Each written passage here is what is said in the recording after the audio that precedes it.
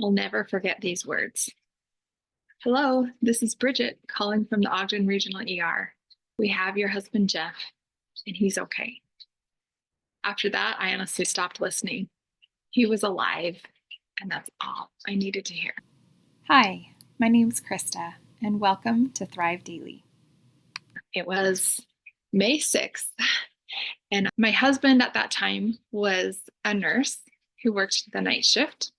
Well, this particular morning, I had been feeling really lightheaded, and I actually got up to walk into the bathroom, and I put my head against the door frame, and all I remember is waking up on the bathroom floor, staring at my toddler who's there on the tile floor with me.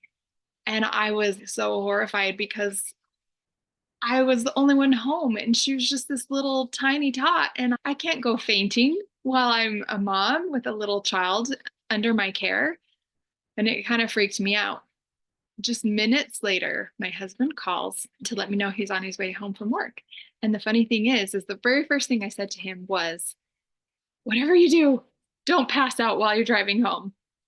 And then I proceeded to tell him the story of me fainting in the bathroom with Evelyn on the floor. And then suddenly the phone went dead and we got cut off. And as often happens when he's driving home from work, I just assumed it was a dead battery.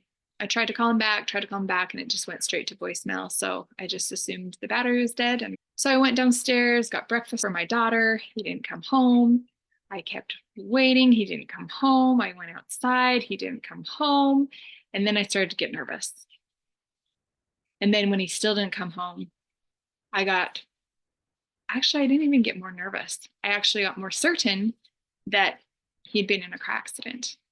And it was this weird, strange, it was an awful feeling, yes, but there was a strange sense of calm at the same time. But the problem was I didn't know what to do. I had no idea. What do I do? Do I go looking for him on the freeway? Do I call the cops? I knew I was 100% certain that he'd been in a car accident, but I didn't know what to do in that situation. I ended up calling my brother. And while I was on the phone with him, panicking, like, what do I do? I got a voicemail, which I quickly checked. And it was Bridget from the Ogden Regional ER letting me know that they had Jeff, but he was okay. And I just started bawling.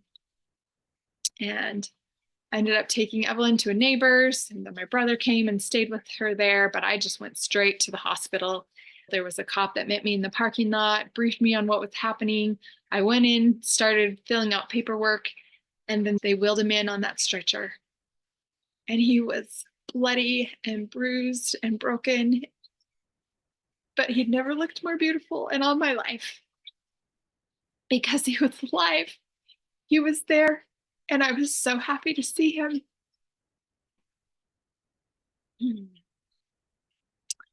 And it was quite the recovery. He was fine. He really didn't break anything. He was banged up, yes, and he was very sore for a long time, but he was okay. But this is what I learned. A couple days later, it was Mother's Day. And that was a time in my life. I was, brand new mother. I'd only been mother a couple of years, and I had really high expectations, really high hopes. I think when you're a child and you remember getting ready for Mother's Day for your mom and what a big thing that was, how you wanted to make her feel so special and important, it fills you with expectations about what your own children and your own family will do for you when you're finally a mother. But as I sat there reflecting on the fact that I had almost lost my husband, and I didn't really care what he did for me. All I cared was that he was there and that he didn't leave me alone. I was just feeling immensely grateful for my blessings. And so, what I learned powerfully that day that turned Mother's Day all around for me was that it's not about me and how my family, my husband, my children meet my own expectations and do the things that I wish that they would do in my head. It's really about celebrating what they do for you in their flawed, imperfect ways of like trying to show appreciation and trying to do things that you would really love. And they usually fail miserably, but that's the beauty of it. That's the beauty. It's not about getting it right. It's not about meeting your expectations. It's about letting them show you how much they love you in their own way that comes straight from the heart. And there is nothing more beautiful. Maybe it's not this perfect package or this perfect breakfast in bed with flowers and sparkling apple cider or whatever, but in their cute, silly ways, it's even more beautiful and more special.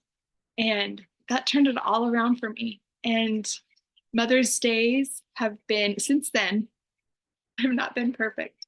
And I haven't always gotten the rest and the reprieve that I hope for at times. But I love seeing their effort, their sweet, humble efforts to make me cards, to make me happy, to try to show me how much they love me. And that's what I celebrate now. So on this Mother's Day, I wish you all a happy Mother's Day.